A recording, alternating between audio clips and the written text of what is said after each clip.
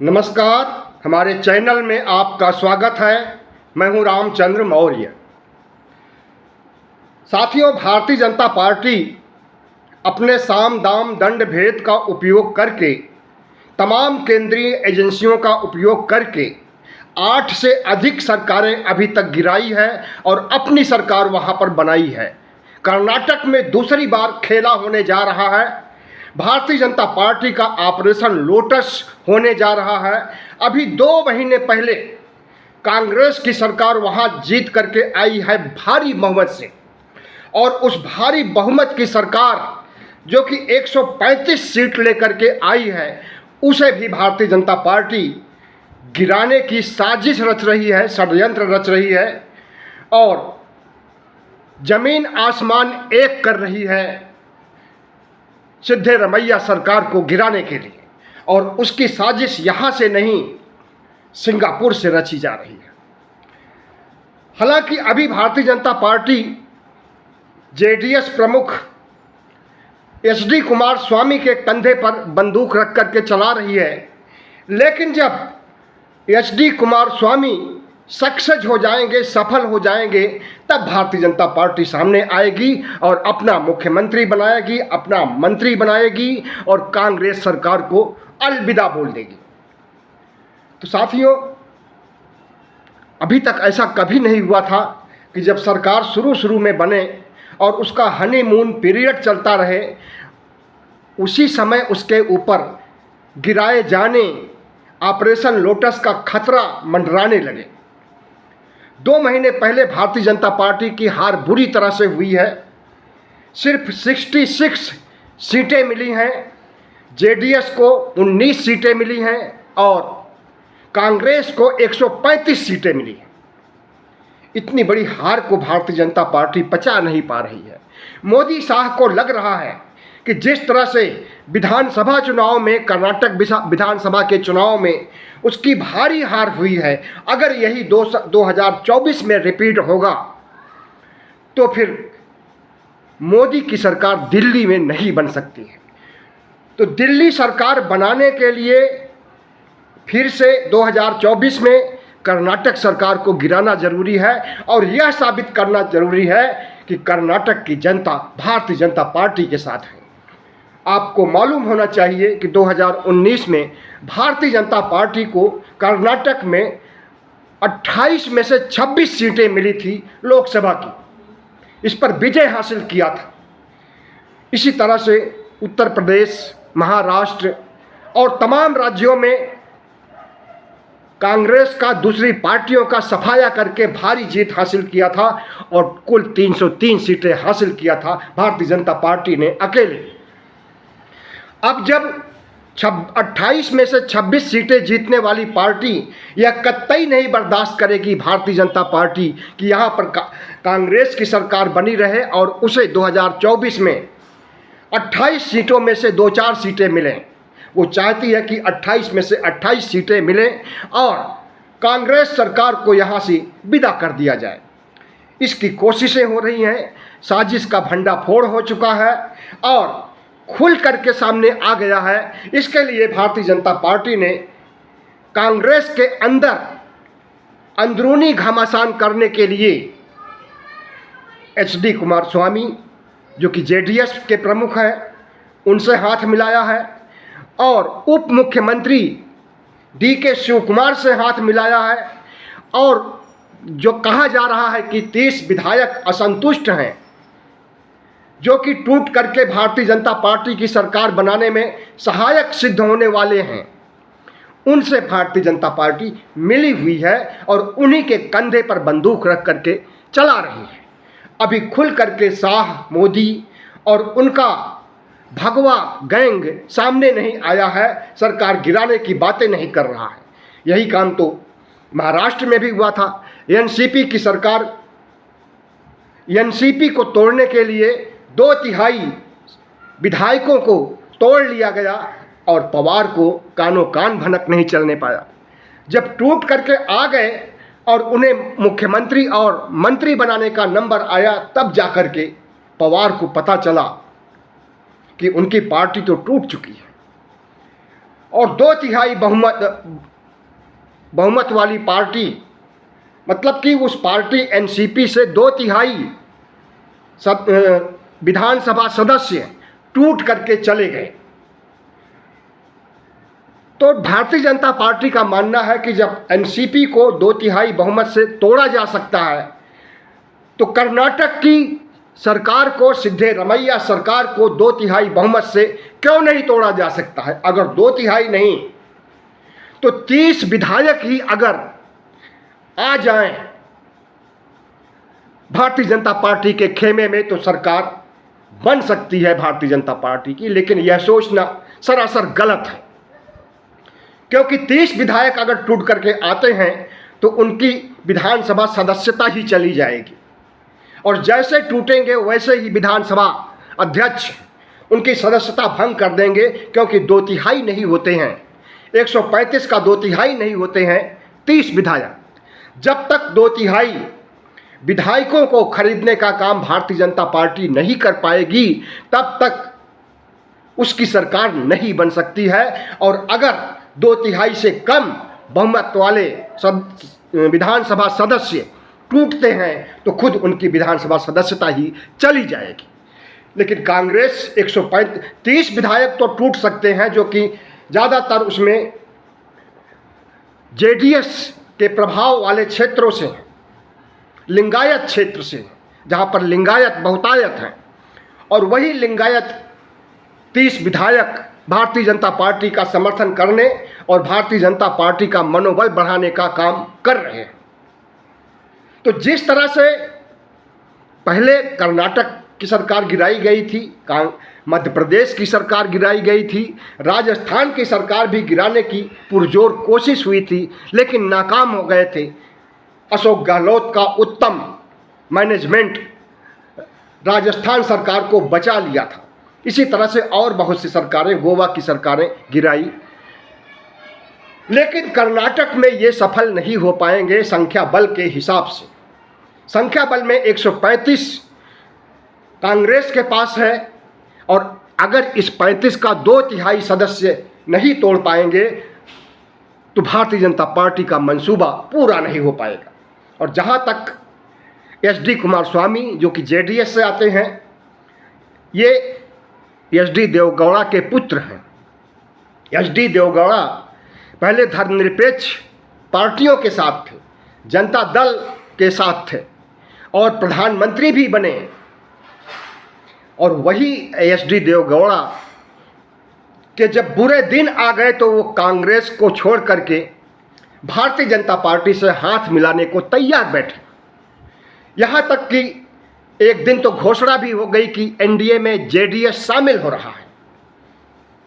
लेकिन एचडी देवगौड़ा को लगा कि अगर जेडीएस एनडीए में शामिल होगा तो उसे जो 19 सीटें मिली हैं विधानसभा में, लोकसभा में एक भी सीट नहीं मिलेगी। इसी के डर से उन्होंने अभी 2 दिन पहले इनकार कर दिया कि हम किसी भी गठबंधन में नहीं शामिल होंगे, न तो इंडिया में और न एनडीए में। तो एचडी देवगौड़ा, जो कि बुजुर्ग राजनेता हैं, 80 साल से ज़्यादा उम्र हो चुकी है, परिपक्व हो चुके हैं, पक चुके हैं, अगर वो भारतीय जनता पार्टी का साथ देते हैं कांग्रेस की वर्तमान सरकार को, सिद्धरामैया सरकार को गिराने के लिए, तो इस देश की जनता उन्हें माफ़ नहीं करेगी। पूर्व प्रधानमंत्री एचडी देवगौड़ा की बदनामी न सिर्फ कर्नाटक में, पूरे भारत में, पूरी दुनिया में होगी। धर्मनिरपेक्ष लाबी, धर्मनिरपेक्ष समर्थक, सेकुलर माने जाने वाले एचडी देवगौड़ा अगर कब्र में पैर रख करके भारतीय जनता पार्टी की जयकार करेंगे और भारतीय जनता पार्टी का साथ देना चाहेंगे, तो इससे न केवल जेडीएस की बदनामी होगी, बल्कि एचडी देवगौड़ा की व्यक्तिगत तौर पर भी छीछा लेदर की जाएगी। इसमें कोई दो राय नहीं है। वर्तमान में अभी कांग्रेस के पास 135 सीटें हैं, भारतीय जनता पार्टी के पास 66 यानी 66 सीटें हैं, जेडीएस के पास 19 सीटें हैं। इस तरह से 66 66 प्लस 19 कर देने से 85 सीटें बन जाती हैं। और जो 30 विधायक कांग्रेस के बगावती तेवर अपना लिए हैं, उनका कहना है कि हमें मलाईदार पद नहीं दिया गया, हमें मंत्री पद नहीं दिया गया, हमें निगमों का अध्यक्ष नहीं बनाया गया, तो वो नाराज बैठे। और पद न पाना एक बहाना है, भारतीय जनता पार्टी से 50-50 करोड़ लेना असलियत है। अजीत पवार खेमे में जितने भी विधायक गए हैं महाराष्ट्र में, उन्होंने बताया है कि 50-50 करोड़ रुपए का ऑफर दिया गया था हर विधायक को, तो 50 करोड़ से कम का ऑफर यहाँ क्यों नहीं दिया जाएगा? हो सकता है कि 50 करोड़ से ज़्यादा की बोली लगाई गई हो, इसलिए विधायक तैयार हो गए हों कांग्रेस को धत्ता बताने के लिए और भारतीय जनता पार्टी की सरकार बनाने के लिए। लेकिन इतना मुश्किल है कि भारतीय जनता पार्टी एक बार तो सक्सेस हो गई 2020 में, यहाँ पर कांग्रेस की सरकार को गिरा दी है, लेकिन जब भारी बहुमत से सरकार बनी है तो इसे भारतीय जनता पार्टी नहीं गिरा सकती है। वो चाहे भले ही साम दाम दंड भेद अपनाए, वो चाहे भले ही सारी एजेंसियों को खुला छोड़ दे, उसकी दाल नहीं गलने वाली है। लेकिन जो कुछ हुआ है और जो साजिश षड्यंत्र का खुलासा हुआ है, उसे आपके सामने या दुनिया के सामने लाना हमारा दायित्व है। गोदी मीडिया इस पर आपको कुछ नहीं बताएगा, या भारतीय जनता पार्टी की समर्थक मीडिया, उसके समर्थक यूट्यूब चैनल आपको यह सब नहीं बताएंगे। वो तो सिर्फ मोदी मोदी मोदी के गुणगान करेंगे और भारतीय जनता पार्टी की कमियों को छिपाएंगे, अच्छाइयों का प्रचार करेंगे। तो यह बात कहाँ से खुली, थोड़ा इस पर भी एक नज़र। DK शिव कुमार जो कि कर्नाटक के उप मुख्यमंत्री हैं, इन्होंने कहा कि सिंगापुर में रची जा रही है कांग्रेस की वर्तमान सरकार सिद्धरामैया सरकार को गिराने की साजिश, और सिद्धरामैया सरकार को गिराने के लिए जिस तरह से साजिश रची जा रही है उसमें 30 विधायक भी साथ दे रहे हैं। यह बात कही उप मुख्यमंत्री DK शिव कुमार ने। और सिंगापुर में कौन बैठा है? सिंगापुर में बैठे हैं HD देवगौड़ा के बेटे HD कुमारस्वामी। कभी भी विधानसभा का या लोकसभा का चुनाव होता है, चुनाव शुरू होने के पहले और चुनाव ख़त्म होने के बाद वो सिंगापुर ज़रूर जाते हैं, क्योंकि उनका मैनेजमेंट कार्यालय, JDS का कार्यालय, चुनाव कार्यालय सिंगापुर में है। अब किस लिए है इसे तो वही जाने कि कितना विदेशी साजिश करते हैं, विदेशों से पैसे लेते हैं या क्या क्या करते हैं, ये तो वही जाने। लेकिन सिंगापुर में साजिश रची गई सिद्धरामैया सरकार को गिराने के लिए। और इसके साथ ही साथ KH मुनियप्पा जो एक समय कांग्रेस के मुख्यमंत्री होने के प्रबल दावेदार थे, लेकिन किन्हीं कारणों से मुख्यमंत्री नहीं बन सके थे, इन्होंने कहा, और जो कहा ठीक कहा, कि वर्तमान सरकार को गिराना संभव नहीं है। सिद्धरामैया सरकार को गिराने के लिए भारतीय जनता पार्टी और JDS पूरी ताकत लगा ले तब भी नहीं गिरा सकती है। एक और विधायक और मंत्री VK प्रसाद जो कि 30 असंतुष्ट विधायकों के साथ नजर आते हैं, इनका कहना है, VK हरिप्रसाद का कहना है कि हमारे लोग जानते हैं कि सरकार कैसे गिराई जाती है और हमारे लोग यह भी जानते हैं कि सरकार कैसे बनाई जाती है। मतलब ये भारतीय जनता पार्टी का खुलेआम समर्थन कर रहे हैं और कांग्रेस में रह करके एक मंत्री होते हुए।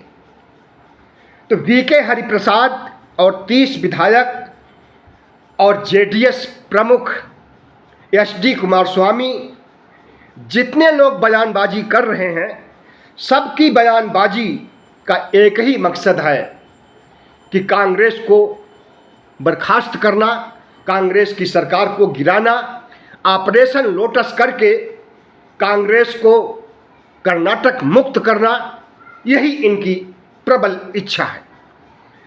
लेकिन जैसे ही 30 विधायकों की चिट्ठी मुख्यमंत्री सिद्धरमैया को मिलती है असंतुष्ट होने की कि हमें शर्मिंदगी हो रही है अपने विधानसभा क्षेत्र में जाने पर, क्योंकि जो गारंटी दी गई थी वो पूरी नहीं हो रही है। गारंटी पूरी हो रही है, ये झूठ बोल रहे हैं विधायक 30। सरकार बनने के तुरंत बाद सिद्धरमैया ने भारत सरकार से, मोदी सरकार से मांग किया था कि उन्हें राशन दिया जाए, चावल दिया जाए सरकारी गोदाम से, और नहीं दिया गया। चावल होने के बावजूद उन्हें इनकार कर दिया गया, ठेंगा दिखा दिया। इसलिए दिखा दिया गया कि गारंटी को पूरा न कर सकें, और गारंटी पूरा न कर सके तो हम उन्हें घेरें और लोकसभा चुनाव में इसका फायदा उठाएं। लेकिन उन्होंने भी तुरुप का पत्ता चला और चावल देने के बजाय पैसे देने का काम किया, और पैसा वो अभी दे भी रहे हैं। और जितनी 5 गारंटियां दी थी 2 महीने में उसे पूरा करके भी दिखाया है। और इस पूरा करने की प्रक्रिया को जहां जहां पर चुनाव होने वाले हैं वहां कांग्रेस बड़ी मजबूती से उठा रही है। मध्य प्रदेश में बताया जा रहा है कि हिमाचल और कर्नाटक की गारंटी पूरी हो चुकी है। राजस्थान में बताया जा रहा है, छत्तीसगढ़ में, तेलंगाना में कि हमने जो वचन दिया था, गारंटी दिया था, उसे पूरा किया है। तो 30 विधायकों और पूरे विधानसभा सदस्यों की मीटिंग बुलाया सिद्धरमैया ने और सबको टाइट किया। टाइट करने के बाद इन्हें समझ में आया कि भारतीय जनता पार्टी के साथ वे नहीं जा सकते हैं, क्योंकि संख्या बल नहीं है उनके पास। और पूरा मामला भारतीय जनता पार्टी का operation lotus tie tie fish हो जाता है। मोदी शाह की महत्वाकांक्षाएं जो कि एक नई नवेली सरकार को गिराने की थी, पूरी नहीं हो सकी है, और भारतीय जनता पार्टी बुरी तरह से बौखला गई है। भारतीय जनता पार्टी अपने चाल चरित्र चेहरे से कभी नहीं बाज आएगी।